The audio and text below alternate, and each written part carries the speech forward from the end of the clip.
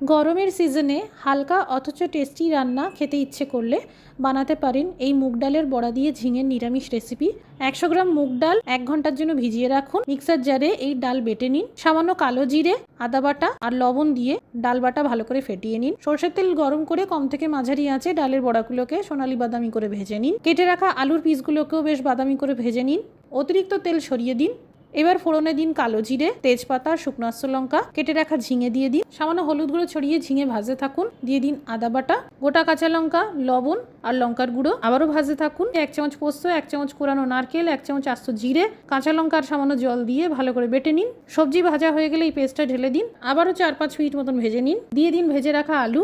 2.5 glass মতন গরম জল দিয়ে দিন। ভাজা মুগ ডালের বড়া আর স্বাদ মতো লবণ দিয়ে দিন। এবার কম আঁচে ঢাকা চাপা দিয়ে রান্না করুন। দিয়ে দিন গরম মশলার গুঁড়ো, 1/2 চামচ চিনি, সবশেষে 1 চামচ গাওয়া ঘি দিয়ে দিন। তৈরি হয়ে গেল মুগ ডালের বড়া দিয়ে ঝিঙে নিরামিষ রেসিপি।